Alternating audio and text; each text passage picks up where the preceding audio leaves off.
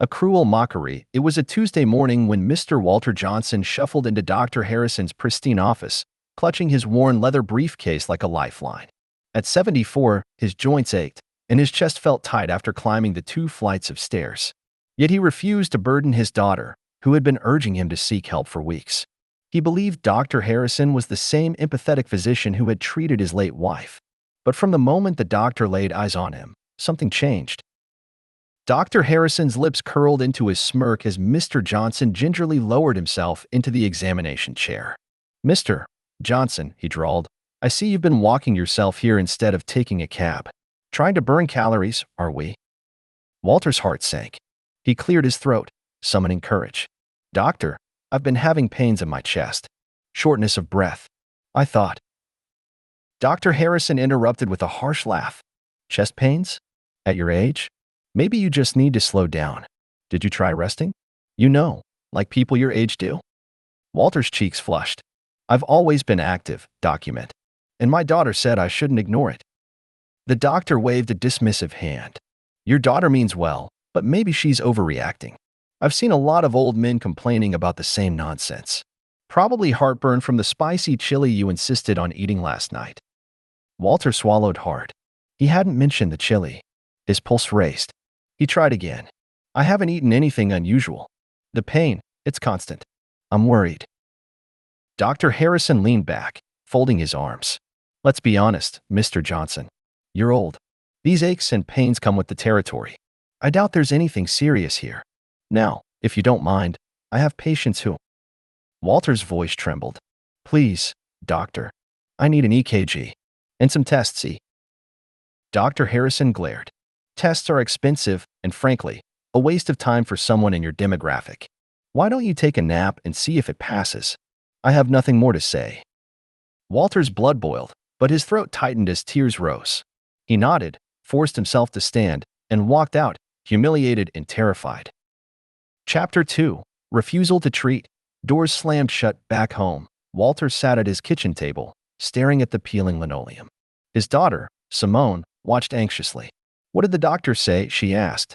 He shook his head, voice barely a whisper. He refused to run any tests. Said, "I'm too old, and it's probably nothing." Simone slammed her hand on the table. "That's unacceptable. You deserve proper care." Walter closed his eyes, exhaustion washing over him. He had seen the disdain in the doctor's eyes, the way his laughter dripped with contempt. That afternoon, they called another clinic. The receptionist sighed through the phone. "Dr. Patel is booked for weeks, but we can see you next month." Simone's frustration resurfaced. "My father is having chest pains right now." The receptionist offered some sympathetic words, but no sooner than they hung up, Walter felt the weight of helplessness settle back onto his shoulders. Over the next 2 days, the pain worsened. Walking to the mailbox was a struggle. He cut meals short and lay awake at night, breathless. Simone spent hours on the phone, contacting every physician within driving distance. Each one cited similar weights or politely declined, citing full schedules. Exhaustion gnawed at Walter's resolve. He began to believe Dr. Harrison was right. Maybe nothing could help him now. But deep down, a spark of defiance flickered. He refused to surrender.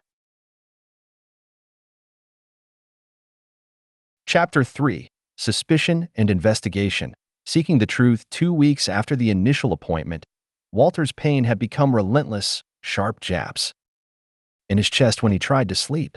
Simone insisted on reviewing the only document they had, the visit summary faxed by Dr. Harrison's office.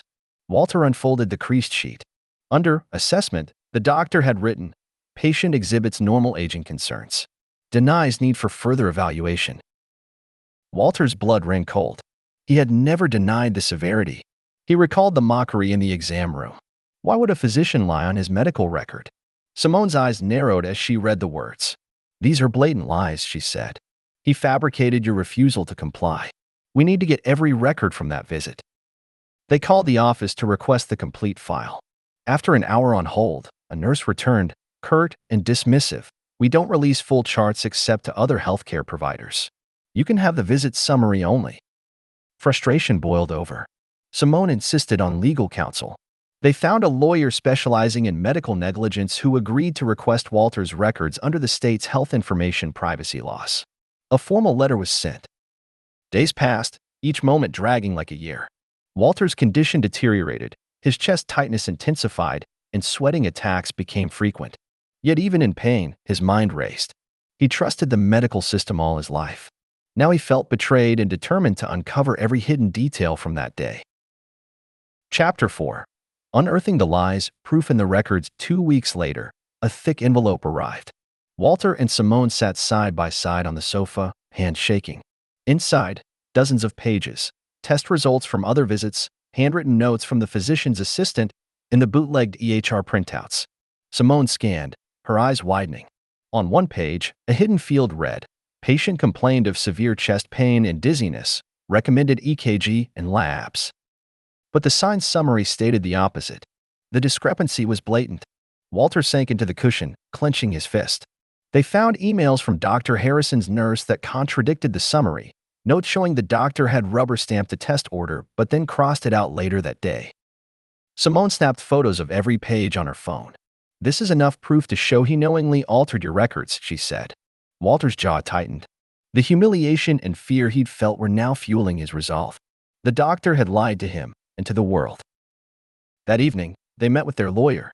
He explained how falsifying medical records violated state law and the medical board's ethical code. "If we present this evidence, we can file a formal complaint with the state medical board and pursue a civil lawsuit," he said. Walter inhaled deeply, his voice steady. "Let's do it. No more running." Chapter 5. Confrontation. Doctor versus patient. Armed with the records, Walter scheduled an appointment to confront Dr. Harrison. Face to face. Simone insisted on being there, even though Walter feared exposing her to the same humiliation. They entered the doctor's office, the reception area humming with sterile efficiency. Dr. Harrison emerged from his office, greeting Walter with a curt nod that did not hide his surprise. "Mr. Johnson, I received your records request. What brings you back?" he asked, voice clipped. Walter stood tall, despite trembling legs. He placed the printouts on the desk. "You lied, doctor. You wrote I refused tests when you never offered any. I have the emails, the notes, everything." Dr. Harrison's eyes flicked to the pages, shock giving way to anger. "You don't understand medical practice. Sometimes tests are unnecessary. I made a judgment call based on years of experience." Walter's heart pounded. "Your judgment cost me weeks of suffering and could have cost me my life.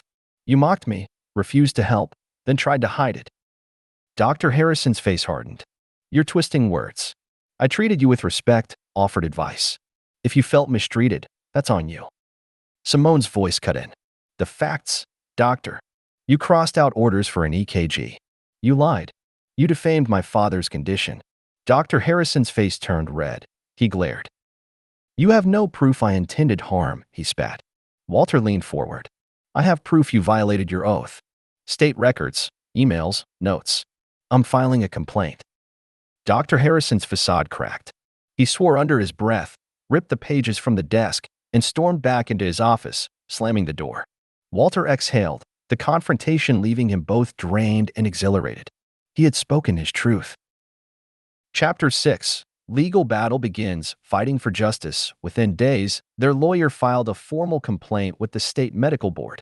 The letter detailed Walter's visit, the falsified records, and the doctor's refusal to provide treatment.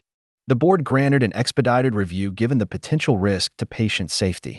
Walter and Simone prepared for a lengthy process. Walter's days were now a blur of medical visits. He finally found a compassionate cardiologist who performed the recommended tests, EKG, stress test, and labs. The results revealed significant coronary artery blockage requiring immediate intervention. Walter underwent a stent procedure and spent a week in recovery. The doctor who once laughed at him was powerless to stop Walter's care. Meanwhile, the medical board requested a response from Dr. Harrison. He submitted a letter defending his actions, claiming miscommunication and alleging that Walter was manipulative and uncooperative. The board demanded all original records, emails, and interview transcripts. Walter spent nights reviewing depositions, preparing his testimony.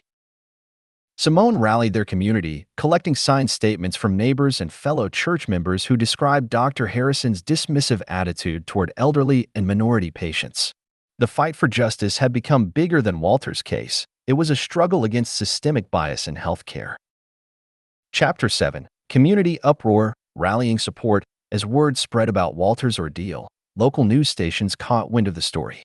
An investigative reporter from the city newspaper reached out, requesting an interview. Walter hesitated at first, embarrassed by the attention. Simone's encouraging words persuaded him. Under bright studio lights, Walter recounted his story, the mockery, the pain, the lies. His voice shook, but he refused to back down. The segment aired that Sunday, sending shockwaves through the community. Social media exploded with hashtags calling for Dr. Harrison's resignation and a reevaluation of patient rights.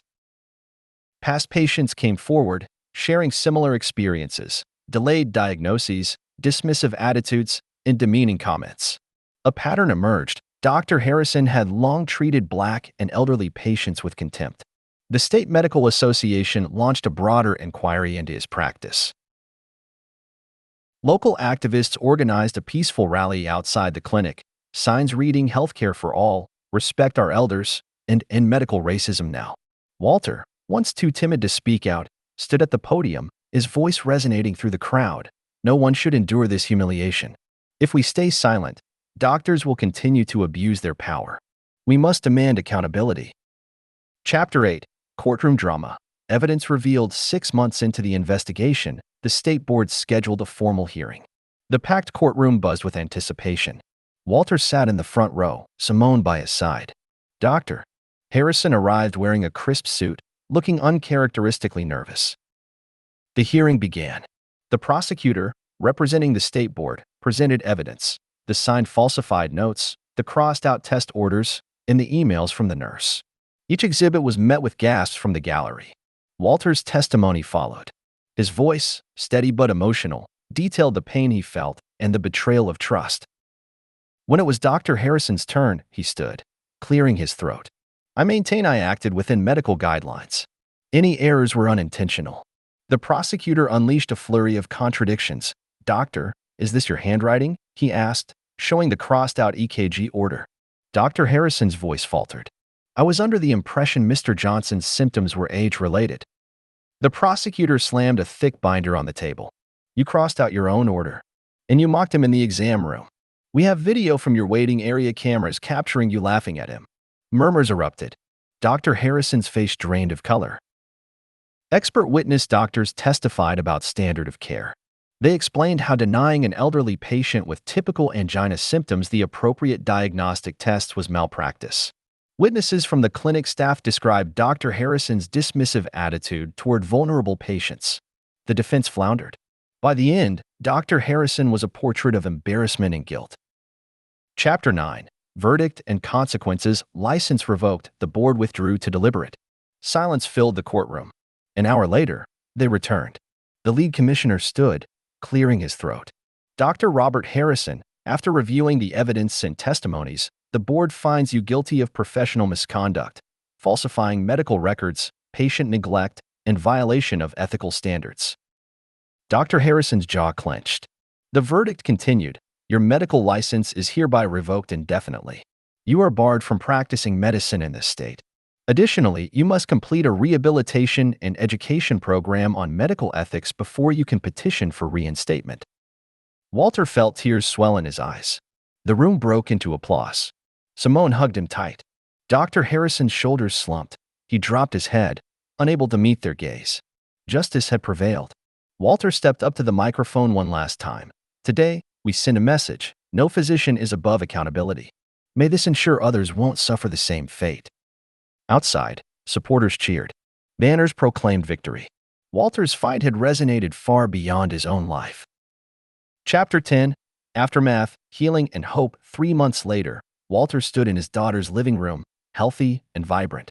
The stent procedure had transformed his life. He walked without pain and carried groceries without wincing. Simone beamed as she handed him a photo album from the rally. Walter flipped to the page where his speech stood printed in the local newspaper. It wasn't just about me, he told Simone. It was about every patient who feared they'd be ignored, judged, or discarded. They traveled to the state capitol to speak at a healthcare reform symposium, sharing their story to advocate for stronger patient protections. Their testimony helped pass new legislation requiring transparent medical record audits and mandatory sensitivity training for physicians. In his neighborhood, Walter became a symbol of resilience. Younger families brought their elders to him seeking advice on navigating the medical system. He offered to review their doctor's notes, teach them to recognize red flags, and encourage them to speak up. On Sundays, he and Simone volunteered at a free health clinic, providing assistance to patients in need. Walter, once shamed and powerless, now stood as a guardian of justice. His journey from mockery to triumph had revealed a deeper truth. One person's courage could spark change across an entire community. As he closed his eyes and reflected on the path he'd walked, Walter felt gratitude, grateful for the pain that forced him to fight, for the support that lifted him, and for the hope that now burned bright in his heart.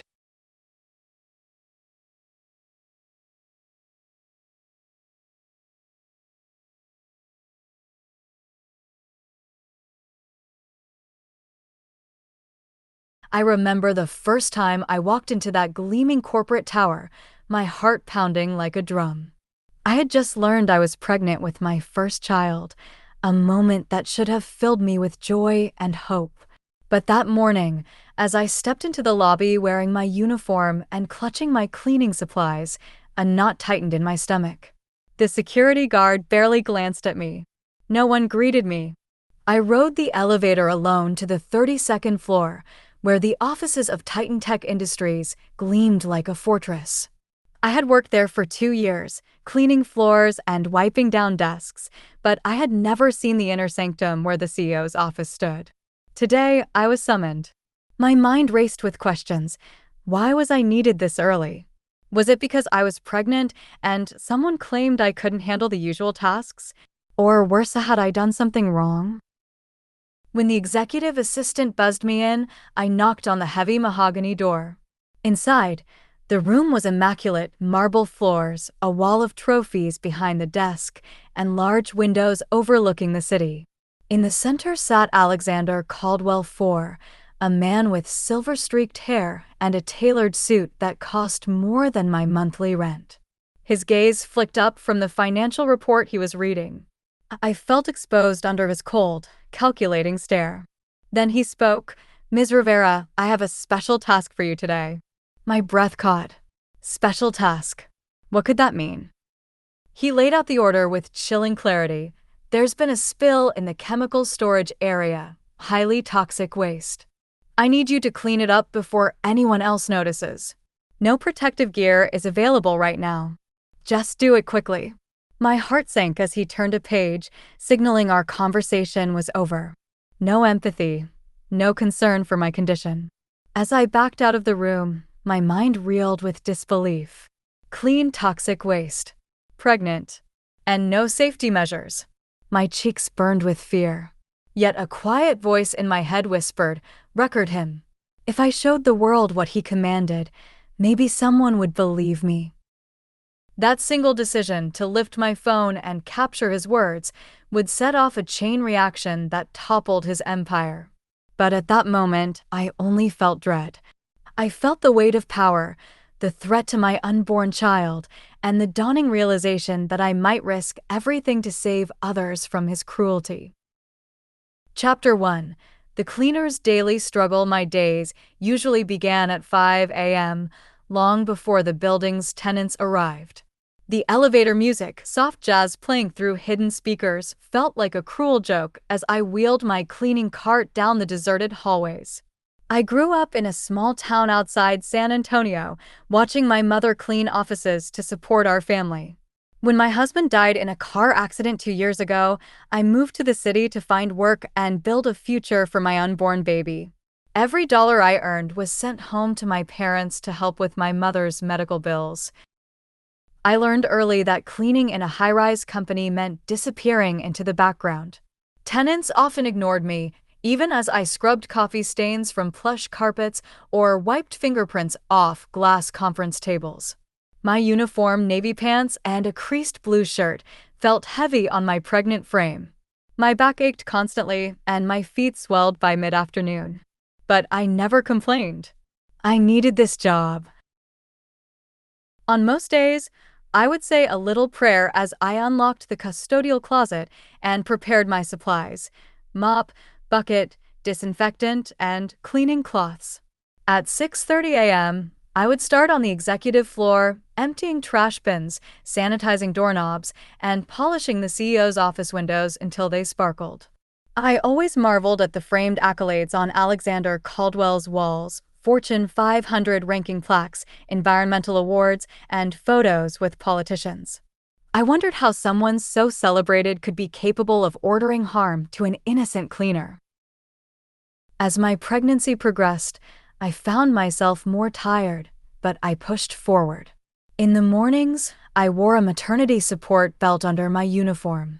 During my breaks, I sat in a hidden corner of the lobby, sipping lukewarm coffee and scrolling through messages from my sister, who reminded me to rest and eat well.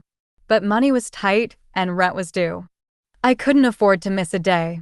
Each night, I crawled into bed exhausted, my belly heavy with both hope and fear for the baby growing inside me. Chapter 2: The CEO's arrival and chilling demand. That Tuesday began like any other. I arrived before dawn, unlocked the closet, and began my routine. At 7:45 a.m., I heard hurried footsteps outside the CEO's office. The assistant called me in. My pulse raced as I crossed the threshold. Caldwell sat behind his massive desk, eyebrows furrowed over a glowing laptop screen. "Ms. Rivera," he said, without looking up, "we have a problem." His voice was smooth, devoid of warmth. I bowed my head respectfully. "Yes, Mr. Caldwell. How can I help?" Even as I spoke, my body tightened. Pregnancy hormones made everything feel sharper, riskier. Caldwell leaned back, eyes narrowing. "Late last night, one of our maintenance workers detected a leak in storage room B, a small tornado of toxic sludge. Our environmental consultant isn't available until tomorrow, and I want the spill cleaned immediately. That scrap of contract we have with that cheap janitorial firm, I want you to handle it. No gear, no questions." Shock paralyzed me.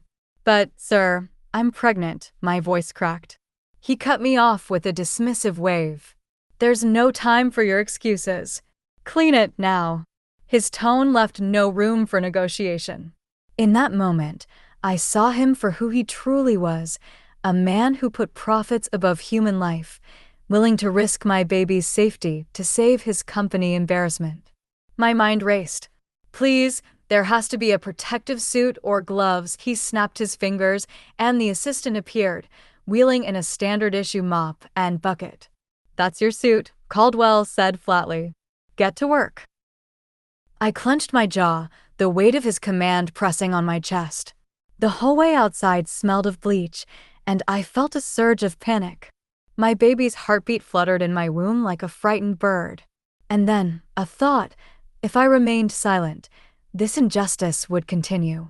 I raised my phone beneath the desk, angling the camera lens. "You're ordering me to clean toxic waste without protection," I said quietly, making sure the mic captured his words. Caldwell's eyes flicked to me for a second, but he returned to the laptop. "Exactly. Now move."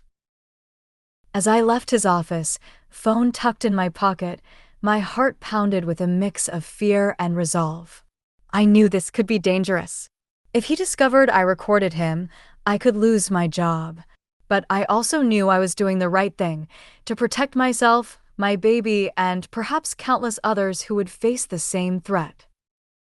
Chapter 3: Fear, Duty, and a Pregnant Woman's Resolve. I found storage room B at the far end of the floor, double doors labeled "Authorized Personnel Only." The scent of chemicals hit me like a wave, acrid, metallic, and nauseating. Inside, brownish-green sludge dripped from a cracked drum, pooling on the floor and seeping toward the threshold. I gagged. Every instinct screamed at me to run. My phone glowed in my pocket, a lifeline to the world. I wiped sweat from my brow and forced myself to focus. My unborn daughter deserved a chance at life. I retrieved the mop, snapped on the mop head, and approached the edge of the spill. Each step felt intentional, heavy. In my mind, I replayed each moment of my life: my husband's laughter, my mother's prayers, and the ultrasound where I first saw my baby's tiny heartbeat. Those memories gave me courage. As I dipped the mop into my bucket, my phone vibrated in my pocket. A text from my sister. "Be careful, mi hermana. You're all I have left." My chest tightened.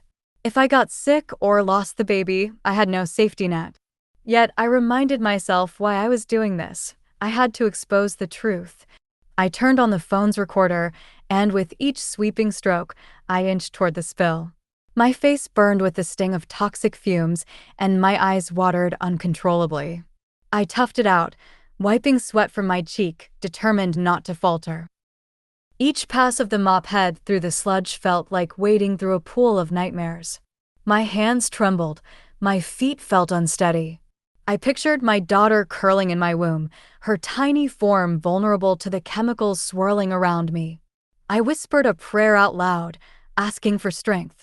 And in that whisper, I felt a spark of defiance. I would survive this. I would protect her. After 20 agonizing minutes, the worst of the spill was contained. I drained the bucket into a makeshift drain instructed by Caldwell, an illegal shortcut that went directly to the city's wastewater system. I paused, heart racing, as I realized the broader consequences. Not only did I risk my child's life, but I'd just participated in an environmental crime. The weight of that realization made me shake. But I had what I needed: video evidence. I turned off the recorder, breathing shallow, and backed out of the room, uncertain if my legs could carry me. Chapter 4. Recording the unthinkable. Once I was back in the hallway's relative safety, I texted my best friend, Elena, attaching the video file. My fingers trembled as I typed, "Watch now. Please." It's bad. Elena had always been my rock, an activist who worked for a local nonprofit fighting for workers' rights. If anyone could amplify this story, it was her. As the file uploaded, I collapsed on a nearby bench, breathing rapidly. The adrenaline coursing through my veins made my heart pound like thunder. My phone buzzed almost immediately. Elena's message flashed on the screen. "I'm watching. Oh, Dios mío. This is..." She sent a screenshot of Caldwell's words, "No protective gear. Clean it now." I read it over and over, the coldness of his command sinking in again. I felt a tear roll down my cheek, half from fear, half from relief that someone else could see what I'd just endured. I had to get out of there before anyone questioned me. I cleaned up the mop and bucket, pushing them back into the janitorial closet, wiping every trace of sludge from my uniform. My hands were still shaking as I wiped the sweat from my forehead. I caught a glimpse of myself in the polished elevator door, a disheveled woman in her second trimester, streaked with grime, eyes wide with shock. I forced myself to breathe slowly, secure the phone in my bag, and walk to the exit.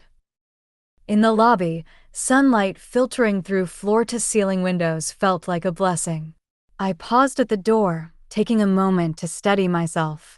Then I stepped into the bright morning, determined to see this through. Chapter 5. Uploading the evidence. A viral explosion. Back in my tiny apartment, I paced the living room, waiting for Elena's next move. The video was already circulating among her activist network. By noon, she called me, "Mi amiga." The video hit 5,000 views. People are furious. I'm taking it to local reporters. My chest tightened. Reporters meant cameras, questions, possible retaliation. But the injustice burned too deeply. I couldn't hide. I spent the afternoon answering messages from journalists, 2 local stations, a nonprofit legal team, and a national news blog. One reporter asked if I'd be willing to talk on camera. My palms sweated at the thought of being exposed, but I knew hiding would weaken the story. By evening, I agreed to a short interview on camera, masked, voice disguised. I wanted people to see Caldwell's face, to know he would confront power without remorse. That night, I lay in bed, staring at the ceiling. My phone buzzed incessantly, comments from supporters, strangers offering legal aid, and threats from anonymous numbers warning me to remove the video or face consequences. Fear not at me. Would I still have a job tomorrow? Would Caldwell retaliate? Would my baby be safe? But beneath the fear, a determination bloomed. This was bigger than me. This was about justice and protecting the vulnerable. By the next morning, the video had gone national. Headlines like CEO caught exploiting pregnant worker and Latina cleaner versus corporate titan plastered social media timelines. Videos of influencers reacting, demanding Caldwell's ouster, flooded the internet. Titan Tech's stock began to plummet as investors freaked out. On the evening news, anchors played snippets of the footage, calling for an investigation. I clutched my belly, feeling my daughter flutter, as though she sensed the storm swirling around us. Chapter 6. Public outrage and media frenzy. The following days were a blur of phone calls, interviews, and notifications. My phone became a lifeline and a burden, messages of solidarity from strangers, legal advice from pro bono attorneys, and an avalanche of hate from Caldwell's supporters. I tried to sleep, but every knock on the door made my heart leap. I grew paranoid that someone would come for me. I kept my blinds closed and threw away unknown phone numbers. Meanwhile, the media circus grew. Major news outlets demanded exclusive interviews, offering anonymity and legal protection. I weighed the risks. Each appearance risked exposing my face and identity. But to truly hold Caldwell accountable, people needed to see me, to know that a real woman with a real life was behind the footage. So, over the course of 3 days, I granted a handful of interviews to reputable outlets, speaking through tears about my fear, my pregnancy, and Caldwell's indifference to human life. My voice shook as I described the stink of chemicals, my baby's kick, and the moment I pressed record. Each retelling was painful, but each one added fuel to the public outrage. Protests sprang up in front of Titan Tech's headquarters. Hundreds gathered, holding signs that read, "Justice for Maria, protect workers, not profits," and "Caldwell, clean up your mess." I watched live streams of people chanting my name. My niece's face would flash on my phone. She said she was proud, but I could tell she was scared for me. I tried to hold back tears. I thought of my unborn daughter, her future. If Caldwell's empire crumbled, I hoped it would mean safer conditions for workers everywhere. By the end of the week, major celebrities tweeted about the case.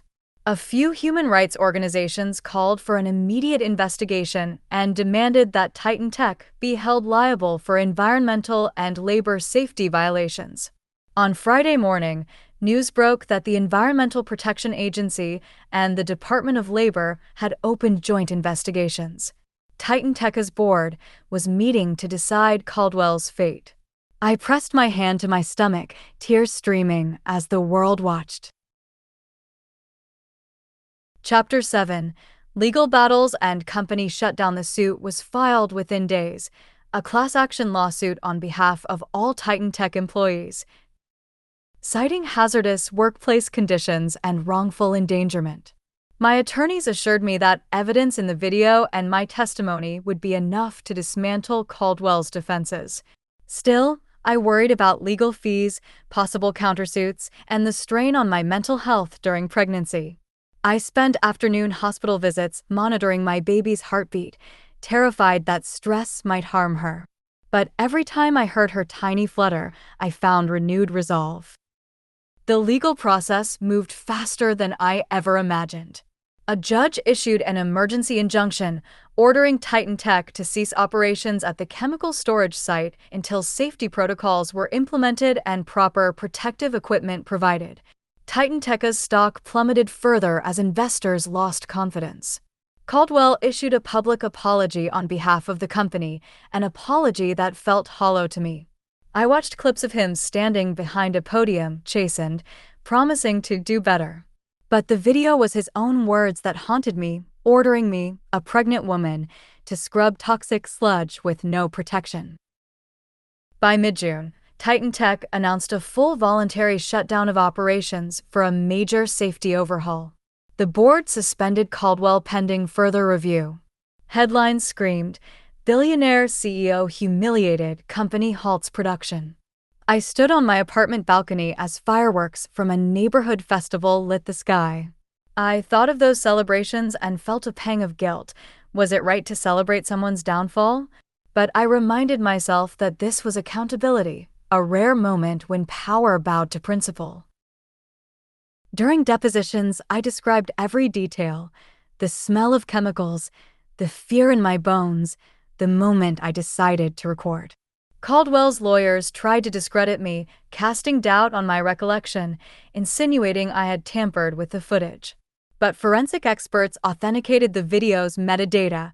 Date, time, and camera data matched my phone's logs. My oath under oath remained unwavering. Each time I testified, I felt the weight of countless workers who had nowhere else to turn. Chapter 8. Aftermath. Lives changed forever as Titan Tech remained shuttered. A ripple effect spread through the industry. Competitors enacted stricter safety protocols. Janitorial firms began advocating for formal protective gear training. My story appeared in textbooks on business ethics and labor rights. Emails poured in from cleaners, construction workers, and factory employees, thanking me for giving them a voice. Some shared their own stories of mistreatment, their voices joining a chorus demanding accountability. But the aftermath was not all glory. The stress of the trial took its toll on my body. I was hospitalized briefly for preterm contractions. My doctors warned me that stress had endangered my baby. In my hospital bed, I clutched my spouse's hand and whispered apologies to my daughter for the turmoil I'd brought her into.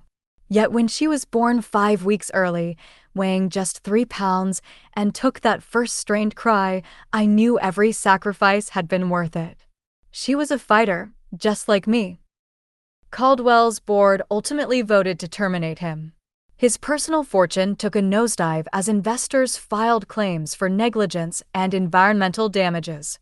He retreated from the public eye, selling his lavish penthouse and disappearing from social media. Meanwhile, I tried to rebuild my life. I returned to work part-time, cleaning offices with a newfound confidence. I refused to be victimized again. When the company that had replaced Titan Tech offered me a position as a safety consultant, training janitors on protective protocols, I accepted. I wanted to ensure no worker ever faced what I endured. My daughter, whom I named Esperanza, thrived in my arms. Every time she smiled, I felt a surge of hope. I watched her learn to crawl, then walk, and I knew that the fight I undertook was not just for me, but for her future. We moved into a small house in a quieter neighborhood. My parents saved enough to visit from Texas, doting on their granddaughter and reminding me of the price we paid for justice. Chapter 9. Reflection, Power, Accountability, and Hope. Sometimes I still watch the original video footage, feeling a mix of horror and pride. Horror that a billionaire could treat a pregnant woman as disposable, pride that I refused to be silent.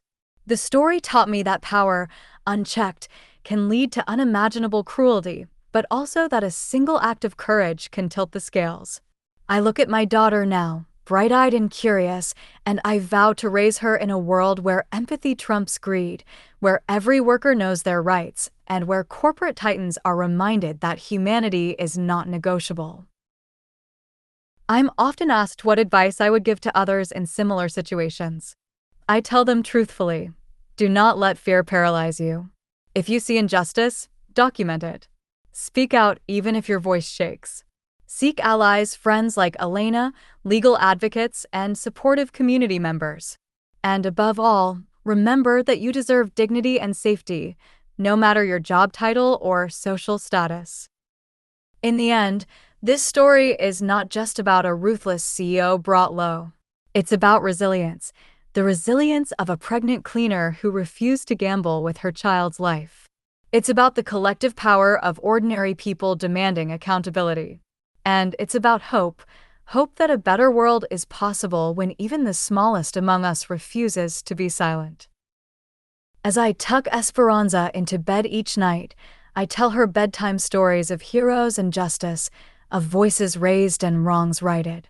I whisper a prayer of gratitude for her health, for the community that stood with me, and for the lesson that adversity, when met with courage, can become a beacon of change. The lasting legacy today, Titan Tech, is a cautionary tale in business schools. My story appears in documentaries about labor rights and environmental justice. I travel occasionally to speak at conferences, sharing my experience and inspiring others to stand up for what is right. Yet my greatest joy remains watching my daughter grow, knowing that because I refuse to back down, she has a chance at a safer, more just world. When I look back on that rainy Tuesday morning, when Caldwell's words echoed in my ears, I remember fear, but I also remember that fleeting moment of clarity when I lifted my phone and chose to record. That moment set in motion a wave of change far beyond my own life. It reminds me that each of us, no matter our circumstances, possesses the power to challenge injustice. And for that lesson, I am endlessly grateful. It was a clear spring morning in a modest suburban neighborhood when life changed forever for everyone involved. The sun rose softly over tidy lawns and shuttered windows, casting a warm glow on the streets where neighbors began their daily routines. Birds chirped on telephone wires as if nothing ominous was brewing. A top police captain, known for decades of service and respected among peers, finished his morning patrol briefing. He donned his crisp uniform, polished badge reflecting the first rays of light, and headed out in his cruiser, unaware that the day would shatter reputations and alter countless lives. Several blocks away, a Hispanic man named Miguel prepared for another day's challenges. Born with a neuromuscular condition, he moved slowly across the worn linoleum floor of his small apartment, aiding himself with a sturdy walker and the help of well-practiced routines. He had lived quietly for years, known by neighbors as gentle and kind, often volunteering to deliver meals to elderly residents hours before sunrise. On this morning, he planned to grab groceries at the corner store, secure in the knowledge that his disability demanded extra care but never invited fear. Unbeknownst to Miguel, the culture around law enforcement was simmering with tension. A recent string of media reports had spotlighted instances of excessive force, particularly in communities of color. Social media buzzed with hashtags calling for police accountability. Still, the idea that a decorated captain would act violently felt unthinkable. As Miguel shuffled across the street, the captain pulled onto the same block, eyes scanning for any hint of trouble. It was a routine assignment, a drive through quiet streets, a quick coffee stop at the local diner. Everything seemed ordinary, until it wasn't. In the final moments before tragedy struck, neighbors were oblivious. Some stood at windows sipping coffee, half asleep. Others watered lawn flowers, humming softly. Cars cruised in and out of driveways. But beneath the calm facade, unseen forces were about to collide, a man striving for dignity despite physical limitations, and an officer whose judgment that morning would cloud into something neither expected nor forgivable. The first domino fell when the captain's cruiser idled next to Miguel. Nothing about the man's demeanor hinted at guilt or wrongdoing. And yet, as destiny would have it, that peaceful street would soon become the stage for a violent betrayal of trust and humanity. By the time the sun crept higher overhead, the neighborhood's innocence would be shattered. Families would question whether safety existed anywhere, and a community would unite to demand answers when an image captured on a simple smartphone would ignite outrage on a scale nobody could predict. Harsh reality: no one knew exactly when the neighbors first noticed something was off. One block over, a woman stepped out onto her porch to retrieve fresh linens from the clothesline. As she bent down to gather sheets, she caught sight of a police cruiser parked oddly at the curb. The captain's door stood open, and his posture seemed tense in a way that sent shivers down her spine. She grabbed her phone instinctively, as if drawn by intuition that something urgent was unfolding. A gentle breeze rustled the trees as birds paused mid-song, sensing a disturbance. At that moment, Miguel struggled to open the door to the corner store. His walker rattled lightly on the pavement as he maneuvered himself toward the entrance. He wore a pale blue shirt and faded jeans, looking every bit the unassuming man he was, someone whose biggest offense earlier that morning had been stepping out to buy bread and milk. Neither Miguel nor the captain could foresee the next few seconds would be recorded and changed both their lives irrevocably. The captain approached with eyes locked on Miguel's wheelchair. Something inside him snapped. Whether it was latent frustration, bias, or a momentary lapse in humanity, we may never know. Without warning, he seized Miguel's wheelchair, yanked it backward, and pushed him forcefully to the pavement. The neighbor's phone recorded the exact instant Miguel hit the ground, his hand flailing as he tried to steady himself. The camera's red flashing light etched a clear, silent warning. Record. This matters. The force of the blow echoing in the neighbor's earpiece was visceral and immediate. Miguel cried out, his voice a guttural mix of surprise and pain, when he realized his world had become something brutal and unrecognizable. The captain, fists clenched, landed repeated blows to Miguel's torso and face even as the man lay defenseless. Blood pooled on the asphalt. With every strike, the captain betrayed the oath he had sworn, an oath sworn to protect all citizens, including the most vulnerable. From behind drawn curtains, other neighbors scrambled to their windows. Phones flickered on in the soft morning light as multiple recordings began to capture the scene from different angles. Some neighbors dialed 911, their voices catching on tremors of disbelief. It took mere seconds for the unfolding brutality to become a panicked collective realization.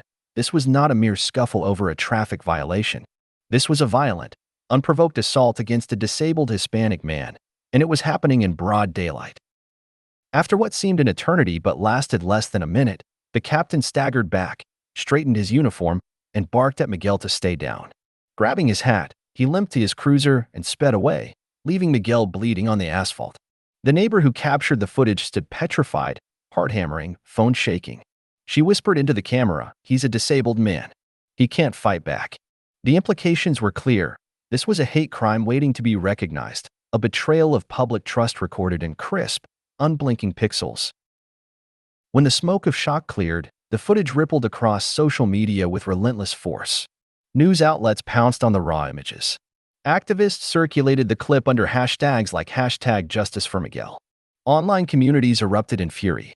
And within hours, the question on everyone's lips became, how could a decorated captain, someone trained to uphold justice, reduce a defenseless man to a bloody heap on the street?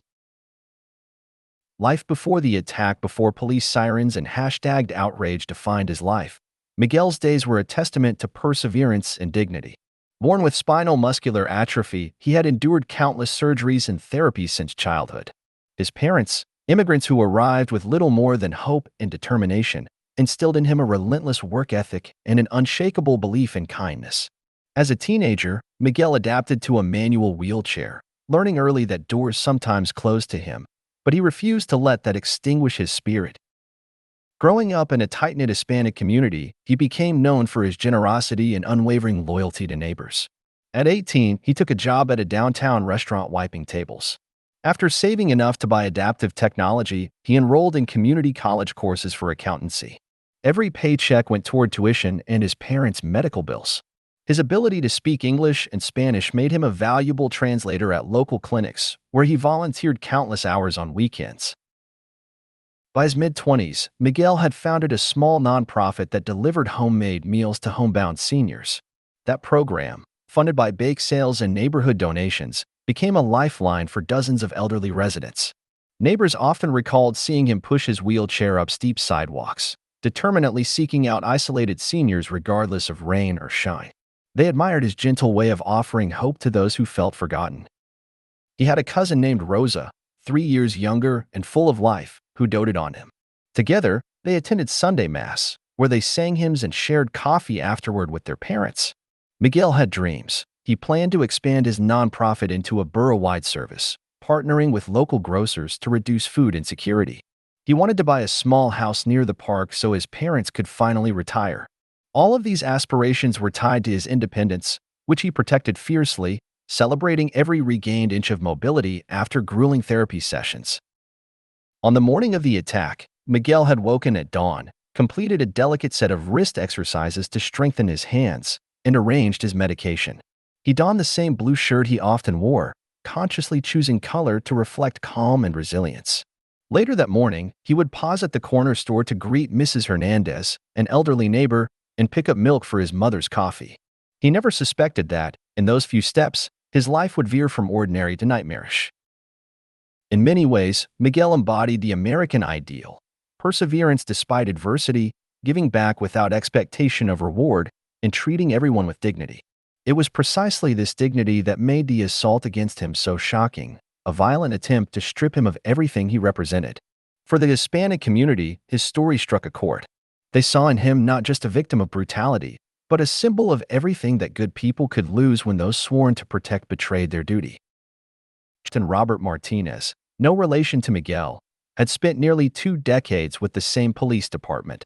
Recruited fresh out of the academy for his athleticism and leadership potential, he quickly ascended the ranks, earning commendations for drug busts and undercover operations. Colleagues often described him as decisive, no-nonsense, and deeply loyal to his precinct. Yet there were whispers, quiet conversations about an untempered temper, a willingness to push tough love tactics on suspects, especially those of color. Early in his career, Martinez had received accolades for coordinating a sting that netted several high-profile traffickers. A photo in the department newsletter showed him smiling behind bars, arms crossed in a pose suggesting authority. He became a role model for younger officers, expected to mold their own careers after his. His family was proud, a wife who taught 3rd grade and 2 children in college. Church groups lauded his volunteer work coaching youth basketball on weekends. Few imagined this same officer capable of unprovoked violence. Beneath the polished veneer, though, tension simmered. Internal affairs records, later uncovered, revealed 2 prior complaints regarding excessive force. Both were dismissed after insufficient evidence. Witnesses in one case, an off-duty altercation with a young Latino man at a gas station, had promised to keep quiet in exchange for lenient charges. In another, a teenage protester accused Martinez of using derogatory slurs while making an arrest. Colleagues recalled that he often bragged about maintaining order at any cost, but nobody spoke publicly about potential racial bias until the morning he attacked Miguel. That day, Martinez clocked in at 6:30 a.m. He completed roll call, exchanged banter with fellow officers, and nodded curtly when asked about the investigative report on police reforms. In his mind, maintaining order meant being tough, an attitude he apparently applied indiscriminately. His morning drive felt routine. Coffee, routine patrol, check on downtown traffic conditions. Reports say he saw Miguel approaching the corner store and felt a surge of irritation over the man's slow pace. Though why he fixated on a harmless pedestrian remains a question still debated. When the assault occurred, the captain's reputation collapsed instantly. A man of his rank, publicly honored just months earlier for community service excellence, now faced allegations so egregious they defied explanation. His subordinates were stunned. Some expressed sympathy privately, suggesting maybe it was a momentary lapse. Others whispered of seeing his simmering frustration on the streets for years, but never imagining it would manifest in such a violent act. Within hours, Martinez was suspended without pay. His badge, once a symbol of authority and respect, hung powerless in evidence lockup. Public reaction was swift. Citizens who had praised him as a hometown hero now demanded answers. How could a trusted captain become a perpetrator of hate? And more importantly, what would it mean for the future of policing if one of their own could descend into such brutality without immediate consequence? First upload appeared just 30 minutes after the assault. Instagram user @NeighborWatch posted a shaky video clip, barely 20 seconds long, capturing the most brutal moments: the wheelchair's sudden topple, Miguel's seat collapsing onto the pavement, and Martinez's raised fist connecting with flesh. A single line of text accompanied the post: Captain Martinez caught beating a disabled man for no reason. Unbelievable. Within minutes, shares multiplied into the hundreds. On Twitter, hashtags escalated rapidly. Hashtag Captain Down, hashtag Justice for Miguel, hashtag Police Violence. Comments poured in from across the nation, each one more furious than the last. Some viewers called for immediate suspension, others demanded murder charges. A local news crew scrambled to find eyewitnesses, while popular bloggers boasted scoops, feeding live stream traffic to sites hungry for views.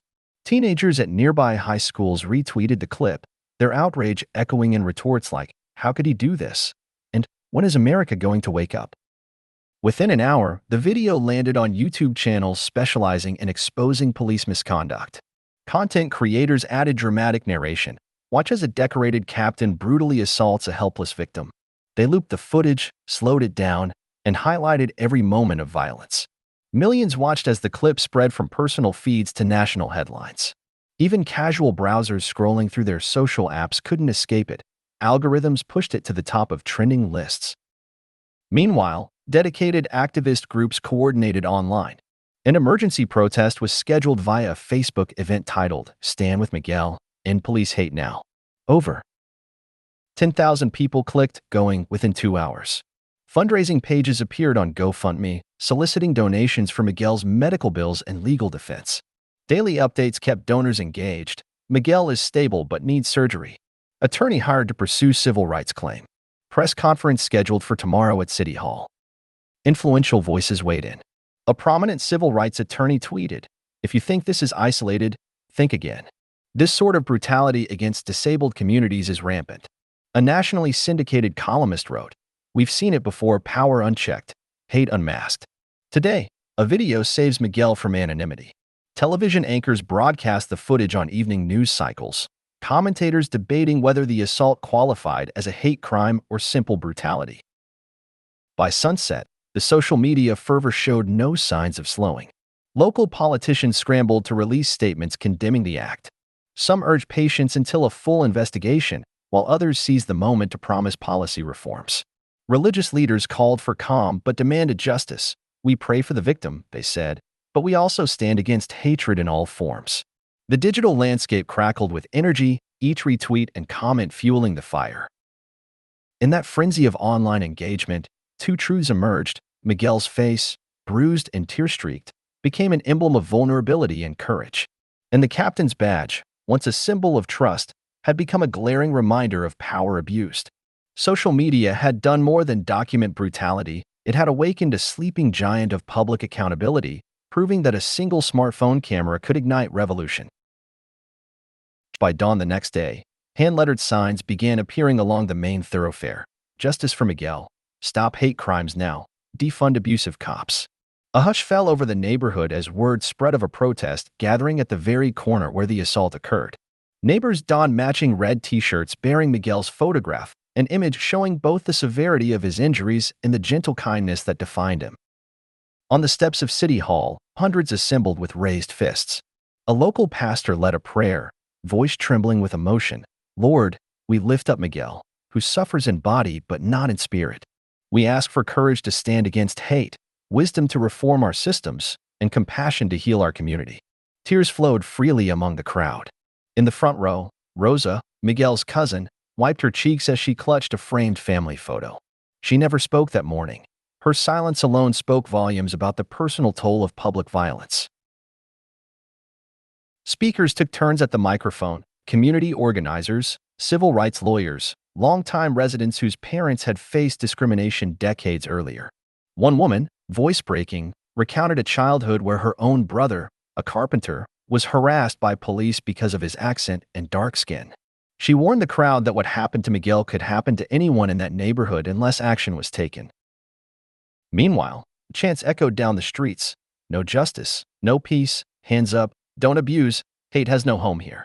The rhythmic cadence of drums, played by local teens, lent a pulse to the march that wound through residential blocks before returning to the scene of the assault. Cars slowed, passengers craning their necks to grasp countless handmade posters. Some drivers honked in solidarity, others shook their heads in shame. Local businesses joined the cause. A bakery donated hundreds of sandwiches to marchers, while a barbershop offered free haircuts to anyone who showed up with "Justice for Miguel" painted on a cardboard sign. Flyers plastered on utility poles under the streetlights spelled out demands: immediate suspension of officers with prior complaints, body cameras on every patrol car, mandatory bias training every 6 months. City officials tried to maintain balance. The mayor issued a statement expressing deep horror at the footage, promising a swift, transparent inquiry. But many in the crowd scoffed, uneasy after years of broken promises. They remembered past investigations that led nowhere. In a corner, a local parent handed out flyers detailing protest guidelines: how to remain peaceful, how to respond to possible arrests, how to document any police overreach. The organizers wanted maximum turnout but minimum conflict, intent on sending a powerful message without giving authorities any excuse to clamp down. By late afternoon, the march culminated in a candlelight vigil at the corner store. Participants lit candles, each flicker representing a story of pain or resilience. A choir sang "Amazing Grace," voices rising to fill the evening air. Some held hugs, others knelt to pray. The vigil's hush contrasted sharply with the riotous energy that preceded it, but both forms of protest carried equal weight. The message was clear: this community would not rest until Miguel saw justice, and until the captain faced accountability for betraying his badge. In hours of the video going viral, the department's internal affairs unit activated an emergency protocol. Agents arrived at the precinct before most officers had finished their morning coffee. Martinez's badge, service weapon, and cruiser keys were confiscated on the spot. He was escorted to a secure location for questioning, an extraordinary step, given his rank. Investigators combed through dispatch logs and body camera footage, confirming that Martinez's device had been turned off at the time of the assault. In interviews, his partner, a patrol officer who had worked alongside him for 3 years, expressed shock. "We were on the opposite side of the block," the partner said. "He didn't radio for backup. It was like something in him snapped." Other officers, summoned for statements, offered conflicting accounts. Some claimed they heard a call for help on their radios but assumed it was routine.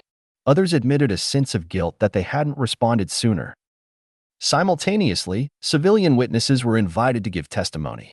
The neighbor who captured the video, hands shaking, described the moment in vivid detail. "I saw him hit Miguel like he was striking a bag of sand.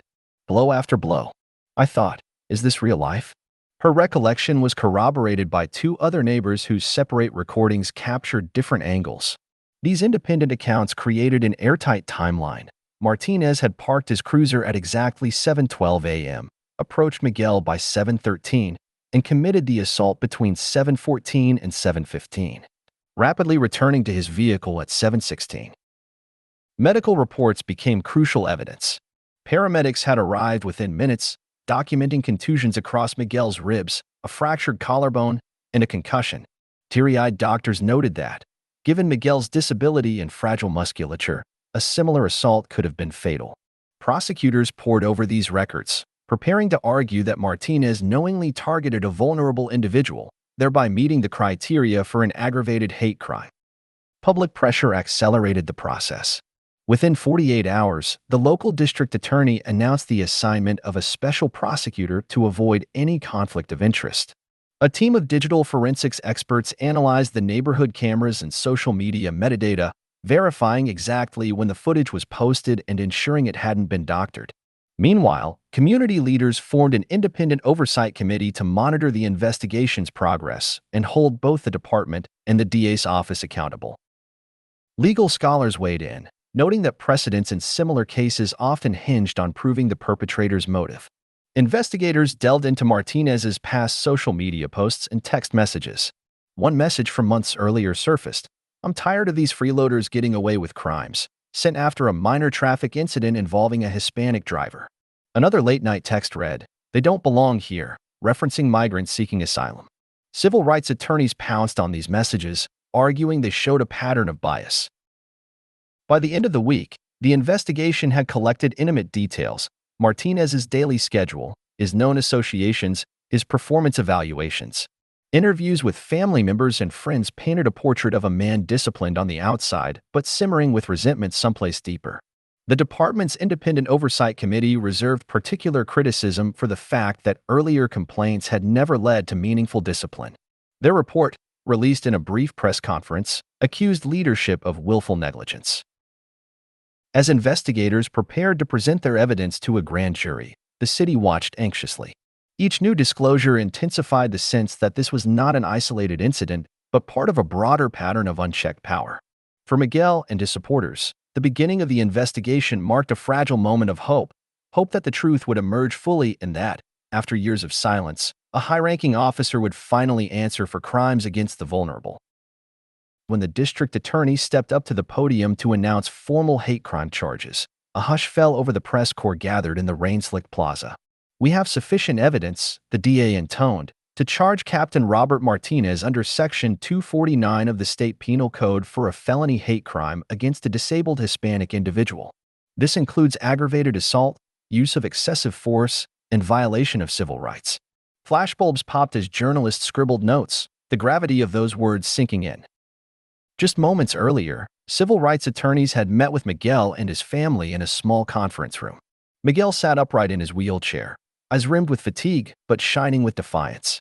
His attorney, a steely woman named Lucia Vega, explained what the charges meant: potential prison time of up to 10 years, mandatory hate crime sentencing enhancements, and forced resignation from the department.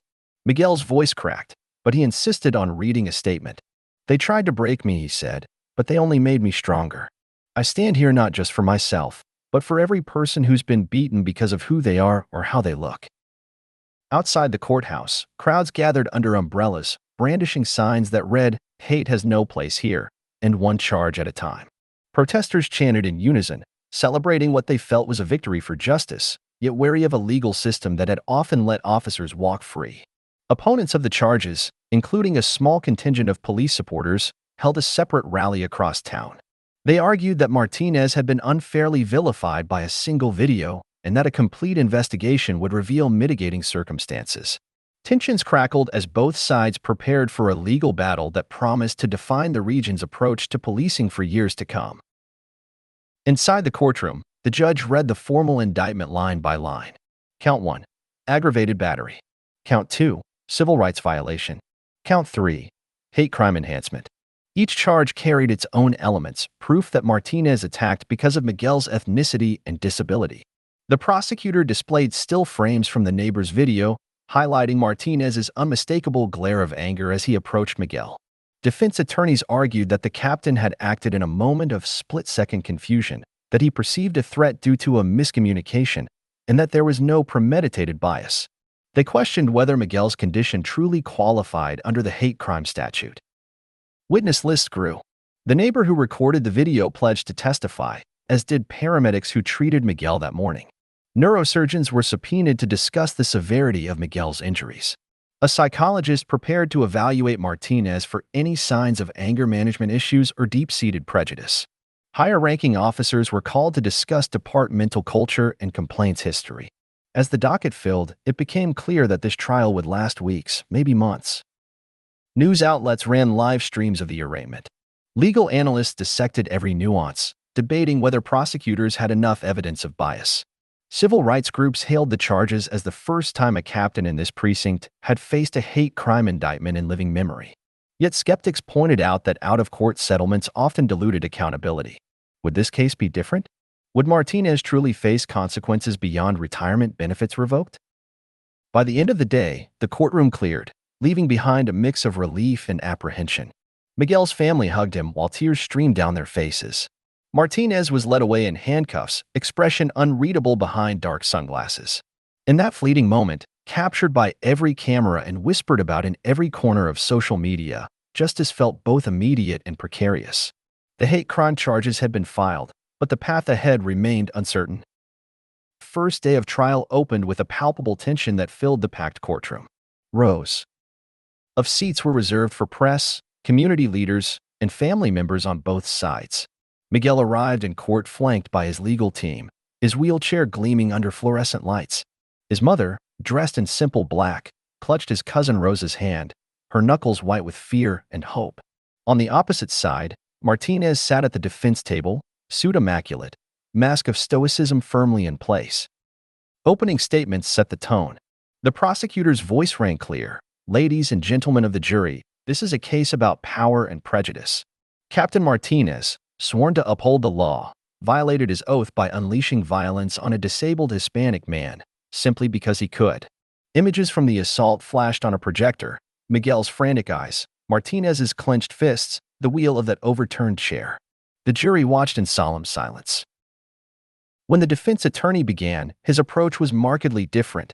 "We ask you to consider that Captain Martinez acted out of confusion and miscommunication.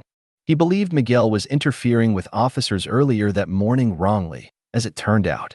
But belief alone is not hate. There is no evidence of a racial epithet, no proof of a calculated motive. This was an unfortunate incident, not a hate crime." His words hung in the air, met with sharp glances from spectators who remembered the raw video footage. Witnesses took the stand. First, the neighbor who recorded the assault recounted her shock. She described seeing the captain's face twist with anger and hearing Miguel's cry of surprise. When pressed by defense counsel, she insisted she couldn't identify any legitimate reason for the attack. She testified that Miguel never threatened the captain in any way. Her testimony was bolstered by a second neighbor who echoed the same timeline. Paramedics then described Miguel's injuries: a fractured collarbone, deep bruises across his torso, and lingering symptoms of a mild traumatic brain injury. One EMT choked back tears while recounting how Miguel's wheelchair was still warm from the scuff marks left by the captain's blows. The defense questioned the severity, suggesting Miguel's injuries might have been exaggerated. The paramedic shot back, "You saw the photos. You saw him fighting for breath." The prosecution called a forensic psychologist next. Based on Martinez's text messages and social media history, the psychologist testified there was evidence of implicit bias. One message exhibited contempt toward Hispanic migrants, another criticized disabled individuals for slowing down society. The psychologist explained that such patterns, combined with the unprovoked nature of the assault, met the threshold for hate crime intent. The defense countered by presenting a character witness, an officer who had known Martinez for 10 years, describing him as fair and respectful to all. Yet the jurors could see the counter testimony felt rehearsed, overshadowed by hard evidence. Mid-trial, Miguel took the stand. His voice trembled as he recounted the moment he felt the wheelchair jerk from under him. He described the taste of blood, the shock of realizing a man sworn to protect was instead inflicting cruelty. When asked how this changed him, he said, "I trusted I could walk. Well, push my wheels on that street every day. Now, I question if safety exists when someone wears a badge." The courtroom fell silent. A tear traced down his mother's cheek. Even some prosecution team members dabbed their eyes. On the fifth day, Martinez finally testified. His voice was measured, eyes fixed on a point above the jurors. He claimed he thought Miguel was reaching for something under his wheelchair, possibly a weapon. Under cross-examination, he admitted he had no direct sight of any object in Miguel's hands. When asked why he targeted a man visibly in a wheelchair, Martinez deflected. Adrenaline took over. "I reacted to perceived danger." Jurors exchanged uncertain glances. His explanation felt hollow. Legal analysts following live streams predicted the jury would struggle to reconcile Martinez's rank and prior commendations with his unchecked violence. The hate crime enhancement hinged on whether they believed his actions were motivated by prejudice or a misunderstanding. Civil rights advocates declared the proceeding groundbreaking. It forced jurors to confront systemic bias at the highest level. By the end of the first week, both sides rested. Jury deliberations began Monday morning. Outside the courthouse, supporters of Miguel circled with signs emphasizing that disabled and minority communities deserved protection, not persecution. Polls taken among onlookers suggested 70% believed Martinez was guilty of a hate crime. Inside, however, 12 individuals would carry the ultimate decision. While the jury locked themselves in deliberations, the broader community refused to remain silent. Neighborhood meetings convened in churches, community centers, and living rooms. Town halls streamed online as local leaders addressed concerns ranging from police accountability to mental health resources. Residents spoke candidly about fear that any of them, regardless of background, could fall victim to unchecked authority. Faith-based organizations mobilized. A coalition of churches organized a prayer march to the precinct, demanding transparency and genuine reform. Catholic, Baptist, and Pentecostal congregations joined forces, sending a message that faith communities stood united against hate and violence. Their banners bore phrases like, "God sees all, let justice roll," and "No mercy for hate." Each prayer was a plea for a new relationship between law enforcement and civilians, one built on mutual respect. Meanwhile, small business owners formed a support network for Miguel and his family. A local construction company pledged to make Miguel's home wheelchair accessible free of charge. Grocery stores donated gift cards to cover his living expenses during the lengthy trial. Pilots at a nearby airport even offered to fly Miguel and his family to a rehabilitation facility in another state at no cost if local services proved inadequate. Activist organizations filed Freedom of Information Act requests to obtain disciplinary records of other officers in the precinct. They uncovered a troubling trend of repeated complaints about excessive force that had been quietly dismissed.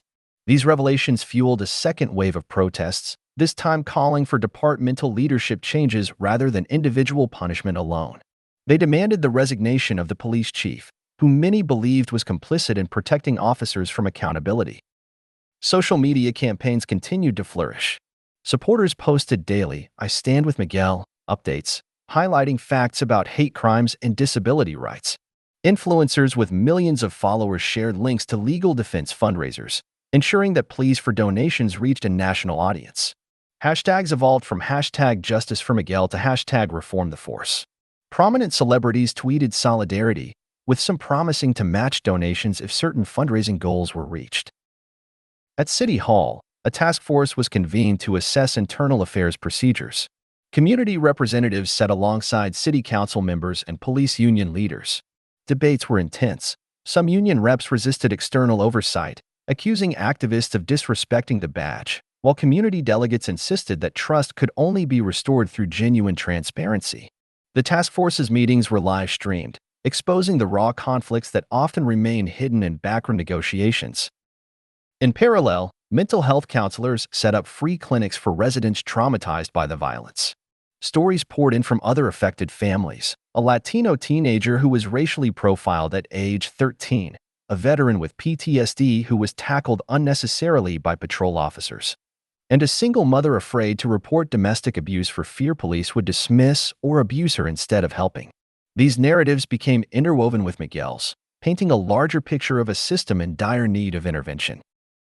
As days stretched into weeks, community gatherings evolved into strategic planning sessions.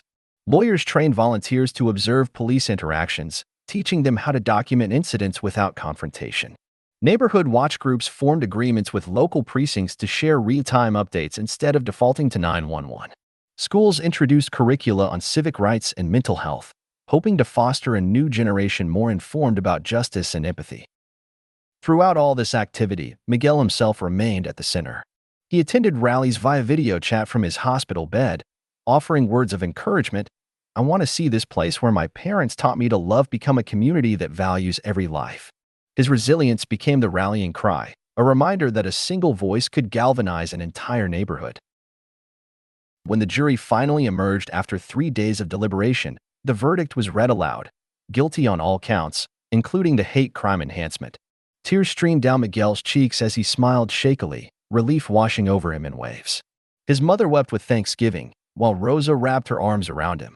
The courtroom emptied slowly, replaced by a flood of reporters and supporters celebrating the rare conviction of a high-ranking officer for a hate crime. For Miguel, justice marked the end of one painful chapter and the beginning of another: healing. Physical therapy sessions intensified, focusing on rebuilding strength in bruised muscles and calming post-concussion headaches. A speech therapist helped him regain clarity of speech after the trauma, working with patience and compassion. Psychologists met with him weekly, guiding him through nightmares that replayed the assault and helping him identify triggers. Slowly, he began to sleep through the night again. Community members volunteered to accompany him to appointments. Pastor Ramirez drove him to therapy in a minivan equipped with a ramp, turning what could have been isolating sessions into moments of shared fellowship. Miguel's nonprofit resumed operations under temporary leadership, delivering meal packages while he regained the ability to coordinate remotely. His determination spurred countless volunteers to keep the program's mission alive until he was able to return in person. Martinez, sentenced to 8 years in a state facility, appealed his conviction but failed. The state's appellate court upheld the verdict, emphasizing that no badge shielded him from accountability. Behind bars, friends reported he was quiet, spending long hours reflecting in solitude. Meanwhile, the department's leadership changed.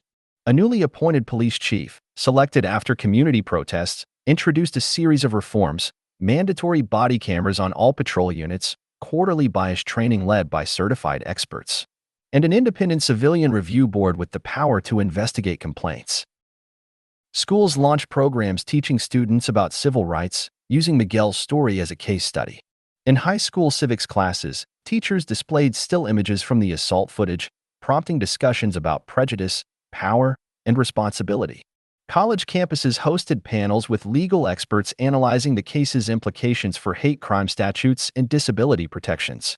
Student groups recognized the need to ally across difference, organizing cultural exchange events to foster empathy. At the local level, City Council passed an ordinance requiring that any officer with more than one credible complaint be placed on administrative leave pending investigation.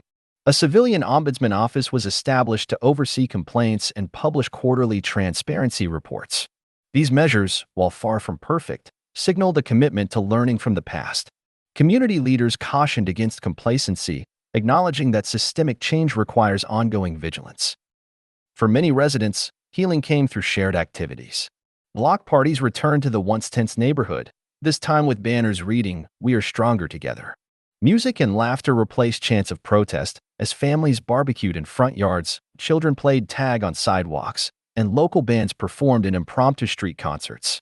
These gatherings were not mere celebrations, they were acts of defiance against the fear that had threatened to consume the community. Miguel, now stronger in body and spirit, reorganized his nonprofit to include disability advocacy. He partnered with local law firms to offer pro bono legal aid to families facing discrimination. He spoke at national conferences on disability rights, weaving his personal story into a broader call for inclusive policy. His website featured a blog detailing his rehabilitation journey, offering hope to anyone battling through a crisis. Through it all, the wound of betrayal, a badge turning into a weapon, would never fully disappear. Yet in its place grew something new: solidarity. Neighbors once indifferent found themselves acting as a single entity, protecting one another and demanding better from those in power. In the end, it wasn't just the law that healed. It was the collective compassion and action of a community refusing to let hate define them. In the months following the trial, conversations shifted from outrage to policy. City council meetings and police commission hearings became television spectacles, broadcast live as everyone watched to see if promises of reform would translate into concrete action. The new police chief, once a vocal critic of his department's culture, now faced scrutiny to deliver on commitments. The first major reform: every patrol vehicle was outfitted with dual cameras, one body-worn and one dashboard-mounted. This redundancy aimed to prevent any future momentary lapses in recording. Officers received training on de-escalation techniques taught by professionals from conflict resolution nonprofits. Evaluations emphasized empathy, not just tactical skill. Metrics for performance expanded to include community feedback and mental health checks, rather than focusing solely on arrest quotas. Yet challenges persisted. A substantial portion of patrol officers resisted the changes, grumbling about second-guessing and bureaucracy. Union representatives pushed back, arguing the new policies undermined officer safety. Negotiations became tense. On several occasions, union leaders walked out of bargaining sessions. But community advocates, bolstered by Miguel's unwavering presence, countered with data. Complaints of excessive force decreased by 35% in the 3 months following implementation of body camera usage. Independent audits verified these numbers. Legislators at the state level took notice. Inspired by this case, they introduced bills to tighten hate crime definitions, explicitly including disability as a protected class. Public defenders demanded training to ensure lawyers recognized subtle forms of bias. Disability rights groups lobbied for broader accessibility in public spaces, pointing out that systemic neglect often made it harder for disabled individuals to seek justice. As these bills were debated, Miguel testified in the state capitol, recounting his ordeal in a powerful speech that left legislators visibly moved. National attention followed. News outlets compared this case to other high-profile instances of police brutality, but emphasized its unique intersection of disability rights and hate crime legislation. Experts wrote op-eds calling for a police code of ethics reinforced by enforceable penalties. Law schools added modules on policing and disability rights to their criminal justice curricula. While some critics claimed this attention would fade, the sustained activism of community coalitions kept the story alive. On the ground, local programs sprang up to bridge gaps between officers and civilians. Coffee with a Cop events became monthly staples, encouraging informal dialogue. Residents shared breakfast with patrol officers, discussing neighborhood concerns and personal stories. Workshops on implicit bias attracted dozens, including several veteran officers who later admitted they misunderstood how their words and actions might be perceived. This training emphasized real-life scenarios, interacting with someone in a wheelchair, communicating with non-English speakers, recognizing signs of mental distress. Budget allocations reflected shifting priorities. Funds were redirected to hire mental health professionals to ride along with police units, aiming to provide immediate de-escalation for calls involving individuals struggling with psychological crises. Community violence intervention teams, composed of social workers, mediators, and formerly incarcerated individuals, expanded to address root causes of conflict. Early results indicated fewer violent confrontations, though critics warned it was too soon to declare victory. Still, not all outcomes were positive. A few officers resigned in protest, joining private security firms where body cameras were not required. Insurance premiums for the department rose after the Martinez verdict because carriers viewed the risk of future civil suits as too high. Some questioned whether these financial strains might ultimately harm community policing efforts in underfunded areas.